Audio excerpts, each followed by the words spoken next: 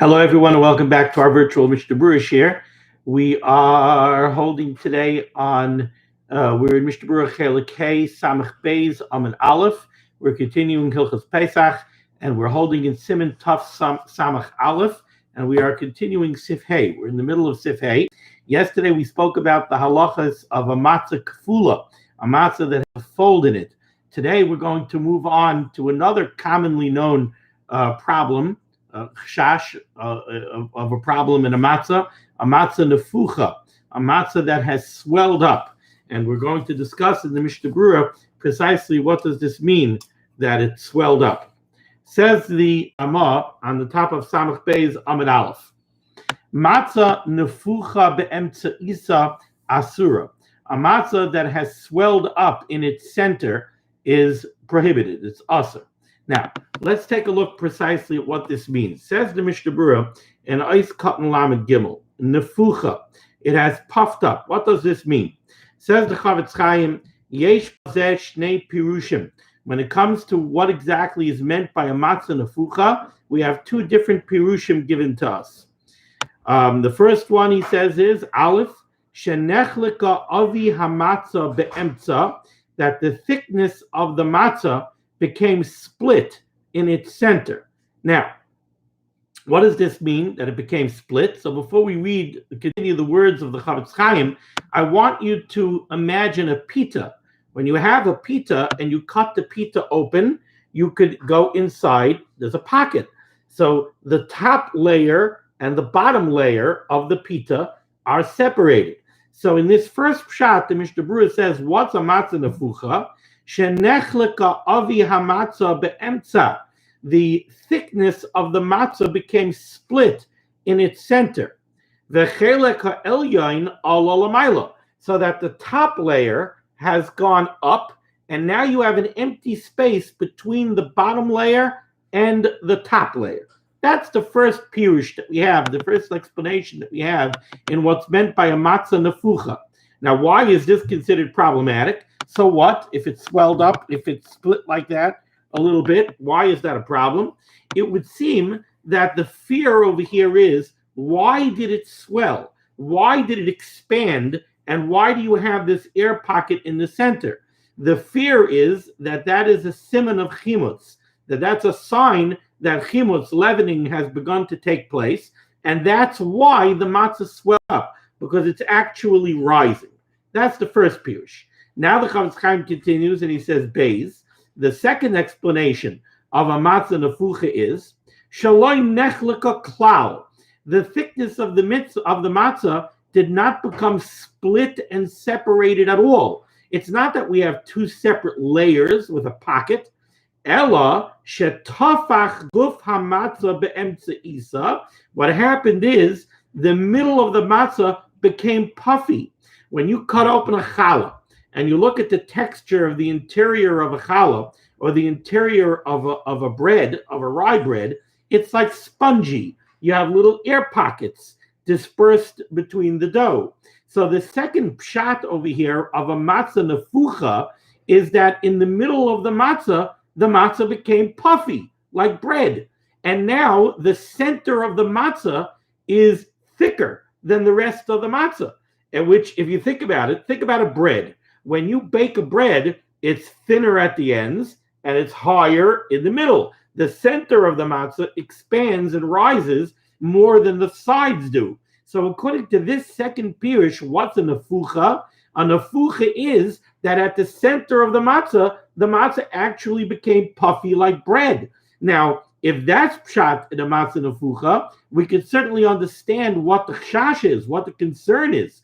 The concern is that we look at the center of this matzah and it really looks like the texture of bread. And that certainly would seem to be an indicator that chimutz has begun to take place. So, again, the second shot is, shaloi nechleka klal. The matzah did not become separated at all. Ela shetafach guf hamatzah be'emtza isa va'ala.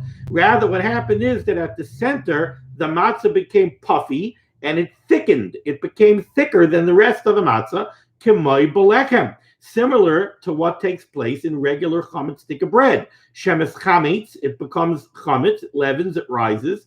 Umisnase l'maylo be'emtze isa, and at its center, it becomes thicker than it is at the sides because it blows up from the chimutz process. So here we have these two different pshatim. V'hiskimu ha'achrayim b'shneiim lahachmir, and he says over here that the achrayim seem to be in agreement. Brings down even the Bach, the Magen Avram, and the name of many other achrayim. The achrayim seem to be in agreement b'shneiim lahachmir, that by both of these, if we see either one of these type of situations, either where we have the two layers with an air pocket in the center, or just that at the center the matzah became thick and puffy, either one of those we should be machmir. Now, it would seem from the Poskim that the second explanation that the Chavetz Chaim gives here is much more serious than the first. The second one is a much more serious indicator of chimutz than the first one is. The first one, if it just split kind of into two layers and you have a big air pocket in the center, that seems much more likely that that's just a result of the heat of the oven. It has nothing to do with chimutz. You had a hot air pocket developed in the middle, so the heat of the air trapped inside is what expanded. It pushed apart the two layers, an upper layer and a bottom layer, and that's why you have a big air pocket in the middle. But that big air pocket is not an indicator of chimutz. Some of the places can go so far as to say that there's no way at all that this has anything to do with chimutz, and the fact that we're machmir on this kind of nefucha is a chumra de pischa. It's a stringency, like so many of the other stringencies where we seem to go way beyond the letter of the law when it comes to chimutz. And this is another type of stringency that we are noyeg, and we're noyeg it because, like we've said many times before, Yisraelim kedoshim heim. We are kedoshim. We take the Torah very, very seriously, and we're kadosh. The lashon of kodesh, kedusha, has to do with the lashon of hafrasha. We're very careful. We separate ourselves very diligently from any possibility of isser. We want to stay far away from any chance of a prohibition of chametz. And chametz does have to do with swelling up of bread. So this is a bread that's swelled up. Yes, it swelled up because of the heat of the oven, nothing to do with chimutz. But once we see something that's swelled up, we stay away from it. That's the first pirush. The second one seems to be a much more serious indicator of potential chimutz. The center of the bread really looks like the center of the matzah really looks like it has the texture of bread. Okay, in either case, whether we're going like the first pshat or the second one, the Ramah said by both of these asura. This matzah would be aser. Says the Mishnah Berurah, nice cut and lamadalid, asura, this matzah would be prohibited. Says the Chavetz Chaim, asura kol hamatzah, af b'mokim shaloi nafcha. The entire matzah would be aser. Even the rest of the matzah where there is no nefucha. So the nefucha, let's say, is at the center, but on the rest of the matzah looks fine. It doesn't matter. We aser the entire matzah. Va'afilu im hanaficha haisa pa'achas min haketzavos. Even if this nefucha is only on one end of the matzah, it's pa'achas min haketzavos, on one of the ends. Kevan shenase chalol ba'avya. Once we see this empty space inside the middle of the matzah, talinon sheneschamtza kula. We see it as an indicator of chimutz, and once we see some kind of an indicator of chimutz, we aser the entire matzah. Now, from the language of the Mishnah Berurah over here, when he says kevet shenase chalol ba'avya, once we see a chalol is a hollow space. Once we see a hollow space in the thickness of the matzah, talinon sheneschamtza kula, we assume that the entire matzah became chimutz. It sounds like he's referring to the first pshat. It's the first pshat in a matzah nefucha that talks about an empty space, a hollow area inside the thickness of the matzah. That's when the top layer and the bottom layer is separated like the pita. And now you have a hollow space in the middle. So it sounds over here like the Mishnah Berurah is addressing even the first pirush, which we said seems to be less serious than the second pirush, But even according to the first pirush of nefucha, the Chavetz Chaim says we would aser the entire matzah because we look at this hollow space as an indication of chimutz, and once we have an indication that chimutz has taken place, we aser the entire matzah. Va'afilu yeshishim b'matzah neged makam hazel lo mahani.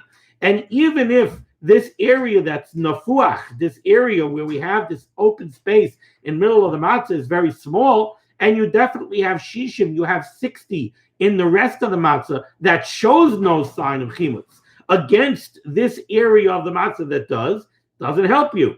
Matzah is already asa b'mashu.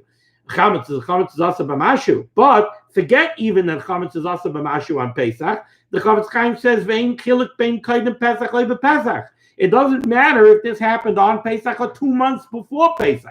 If you had a nefucha, a real nefucha like this, the Chavetz Chaim tells you the entire matzah is asa.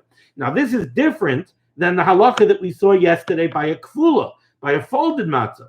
By a kfula, we said there's a big difference between on Pesach and before Pesach. On Pesach, we said we're going to aser the entire matzah. But before Pesach, we said we're not going to aser the entire matzah. Over here by nefucha, we're asering the entire matzah even before Pesach. Why? So the answer is simple. By the matzah kfula, the folded area of the matzah is not an indicator that chimutz has taken place. There's a chash, there's a concern that maybe inside the fold, there's an area that didn't get hot fast enough, and potentially some chimutz might have taken place. Over there, we say it's enough to take away the kfula and a kedei netila around the kfula. Again, we don't have an indicator that chimutz actually took place. We just have something that tells us that we should be chayshish that chimutz may have taken place. Over here by a nefucha, we have an indicator that chimutz took place because we look at this matzah and we say, oh, the matzah is puffing up. That means that the matzah is rising. That's chimutz. If we see an indicator in the matzah that chimutz has taken place, we have to ask the entire matzah. Because if chimutz started to take place over here, maybe chimutz already has spread throughout the matzah. Maybe chimutz is taking place all over the matzah. Just we don't see the signs in that area of the matzah. So over here, by a real nefucha, we would have to be machmir, and we would ask the entire matzah even before Pesach. Continues the Chavetz Chaim. V'ayin ba'achrayim, if you take a look in the achrayim, she'eskimu, who seem to agree, she'ein lesar el im kein hecholol hu gadol kol kach kamay egois luz shekarin hazelnus. When we talk about a nefucha, how large of a nefucha do we have to worry about?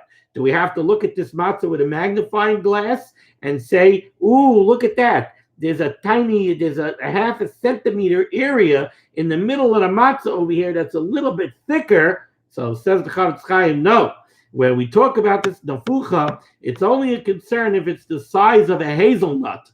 And the poskim say that when the Mishnah Berurah says the size of a hazelnut, he doesn't only mean in the circumference of the area that's affected. He means in the height.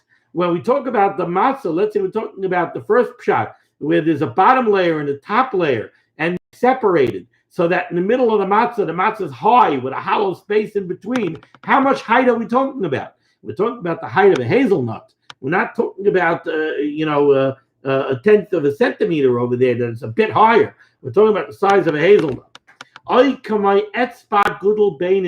Or like the thickness of the first joint in the thumb, we call the distal joint, that size. And the place would say that and a hazelnut, this is one shear. That's approximately the size of what the Chavetz Chaim is calling a hazelnut.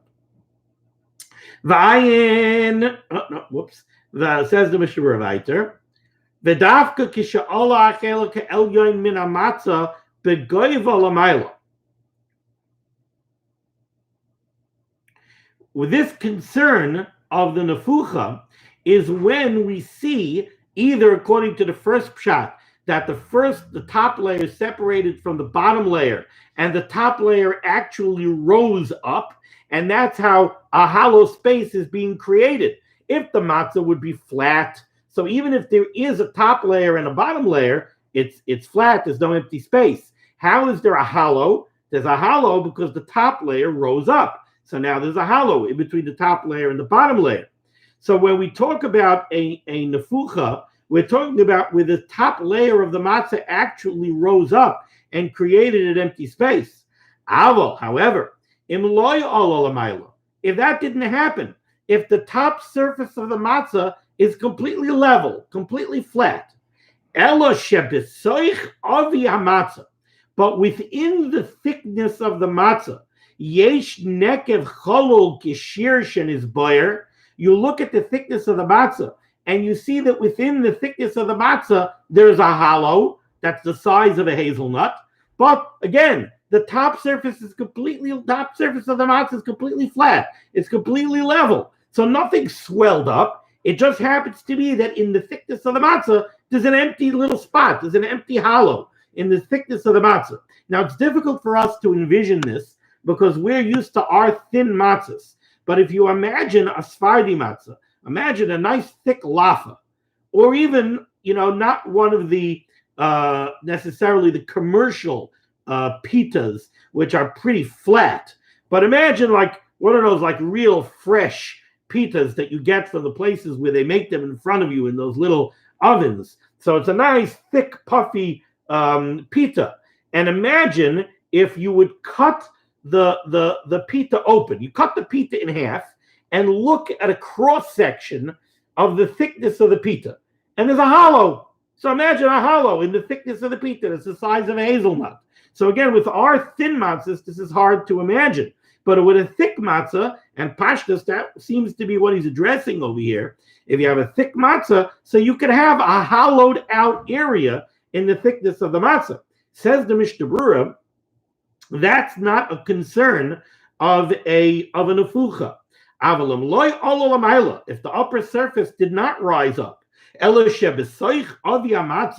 just within the thickness of the matzah, there's a hollowed out area the size of a hazelnut, then we do not aser the entire matzah. We just aser that little area where that hollow is.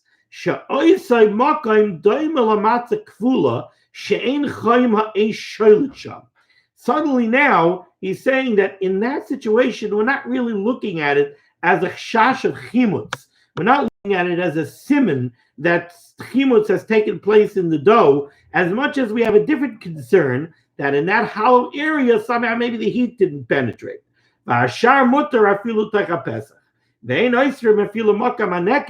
Even the area where this hollow is, we wouldn't aser it. It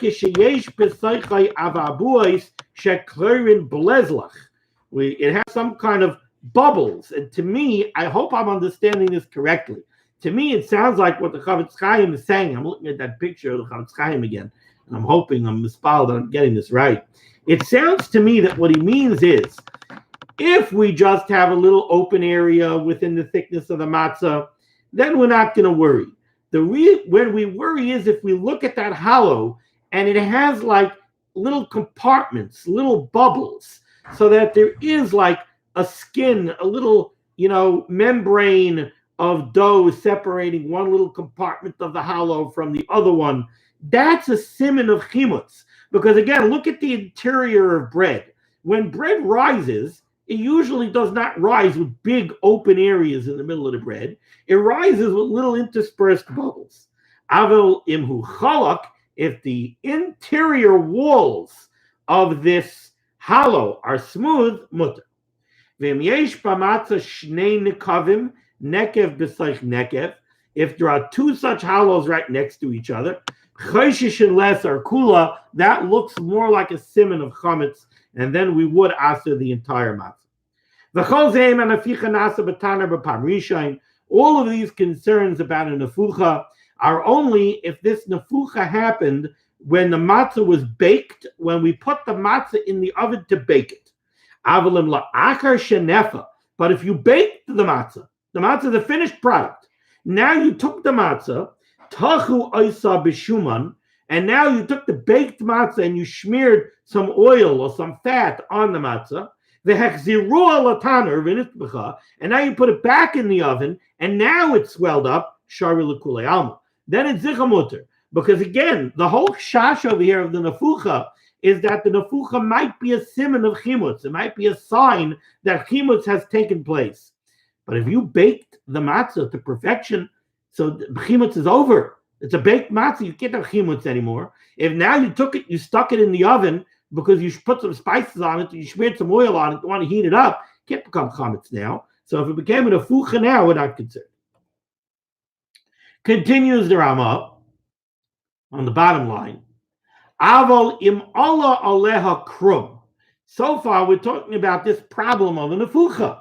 And the way the Mishnah Berurah is explaining the nefucha is either the two layers separated, or there's it's spongy on the inside. But whatever it is, we're worried about a siman of chimutz because air spaces, the air pockets in the middle of the dough, that's a sign of chimutz.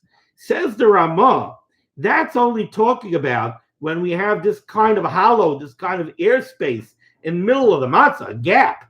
Avalim Allah aleha krum. But if what happened is you baked the matzah, and think about again, rye bread. When you bake bread, you get a crust. And sometimes the crust is a little bit pulled away from the interior, I'm going to call it the interior surface of the matzah. Sometimes there's a little bit of a gap between the crust and the rest of the matzah. Or at least it looks like there's a gap, because here you have a crusty layer, and then you have the soft layer directly underneath it. Avalim Allah aleh krum, if there's a crust, kederek sha'ila ala pas b'shas afiyah, but it's not separated into two layers. Then muteris. Then he brings down from the Ma'aril, the Ramah brings down that would be okay. Says the Mishnah Berurah, nice cut lamed hay, and my Mishnah Berurah, it's on the bottom line, Samach Beis and Aleph, krum, hainu krum dakim ilamala, a thin crust on the outer surface, v'loy be'emtza of yamat. He's not talking about if there's a gap, an air pocket inside the matzah, and the interior walls of that air pocket have a crust. He means the outer exterior surface of the matzah has a crust. Yesh be'achrayim shekasfu. He says there are those achrayim in a nice cut and Samach Zayin. The Shari Tshuva he brings down of the Shari Tzin. He brings this down from the Shari Tshuva. Yesh be'achrayim shekasvu. There are those achrayim that write the matzah is dakoi shalanu, that with our thin matzahs, our thin Ashkenazish matzahs, ein lachish lahavabuis v'achalolim anikarim mibachutz umimifnim kiderech ruba deruba nasim achmas ha'ur. With our thick matzahs, when you see little bubbles and this and that, we don't have to worry about it. That is 100% from the heat of the oven. It has nothing to do with chimutz. Shafilu einam krumim dakim rak tzas b'uvi ein lachish. Even if it's a little bit within the thickness of the matzah, you don't have to be concerned about it. The only real problem of the nefuach is what we described earlier, which is actually two layers to the thickness of the matzah, and they separated and there's a gap in the middle. But when you see little bubbles, sometimes there's a little bubble in the matzah, when the matzah went on the floor of the oven and some heat got trapped, some hot air got trapped between the dough and the floor of the oven, and it was very hot. That air, heated air, didn't have a chance to come through the holes of the matzah, so it popped up a little bit, and now you get a little bit of a bubble. That kind of a bubble, the Mishnah Berurah says over here, you don't have to really worry about it. Shafil einam krumim dakim rak tzas b'uvi ein lachish v'nafuach bem tzeis hainu shenifrat chatzi v'elim mitachton. Tezeu shkiach rak b'matzah sa'avos k'tzas. And this real problem of the matzah separating into two layers with a gap in the middle is really only negaya with matzahs that have some thickness to them, which we don't make. The dan, you should know, even if we're dealing with a real nefucha,